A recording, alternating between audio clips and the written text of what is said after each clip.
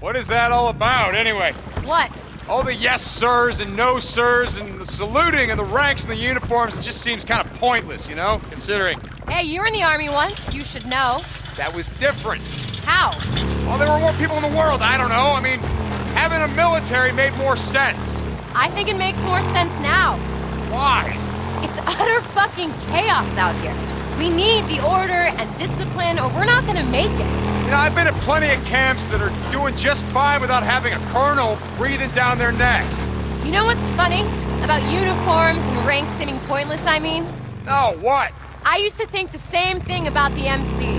I mean, you guys had ranks like road captain and president. I mean, you wore badges and patches and tats like uniforms. I mean, when you guys used to all ride together, you looked like an army. Well, except for beards and bikes.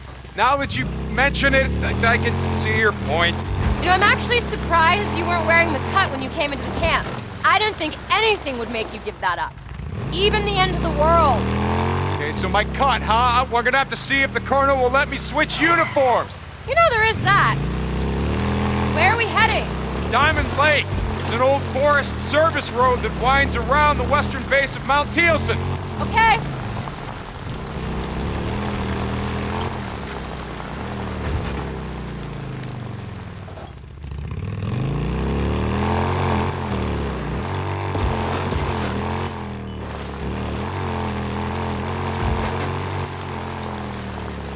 Was that here when you came over the pass? Yeah, but the soldiers stationed there were having bear problems. Bear problems?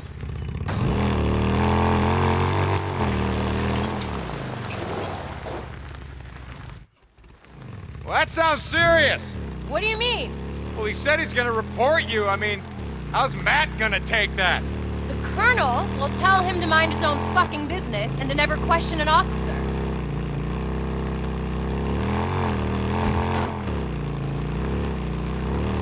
Oh my god. What's wrong?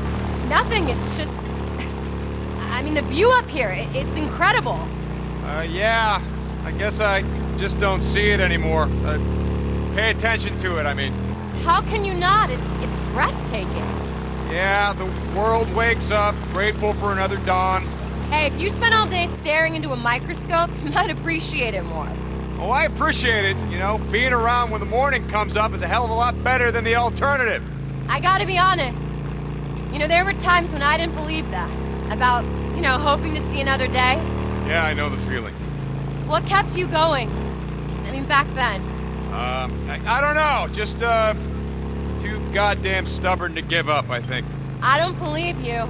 I did give up, Sarah. I did. And then, I don't know. Boozer's arm got fucked up. And I had to, I mean, I wasn't gonna let him die, you know, so watching him struggle to keep going when he had no reason, no fucking reason at all, I guess I didn't wanna let him down. So I didn't want to go out that way. And then I found out that you were still alive, and that's when I really wanted to. That's when I really wanted to kill myself. Yeah, right. No, seriously. But then I remembered you still had my mongrel's ring. And that's what kept me going. Figured I'd look you up, get it back. You know how that turned out. Shit. Exactly. Things are gonna get better, you know that, right? Yeah. Yeah. We can win this thing, Deacon. We can. You trying to convince me or you?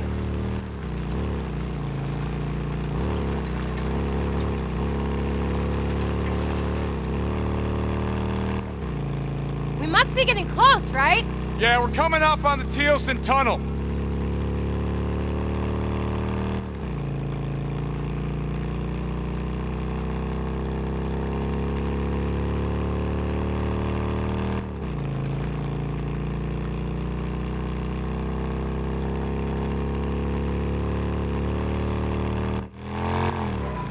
Okay, hang on. This is gonna be a tight squeeze. Jesus.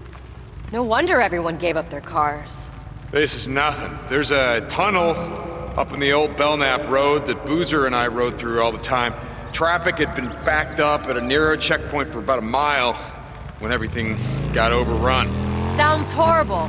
I've seen worse, but yeah.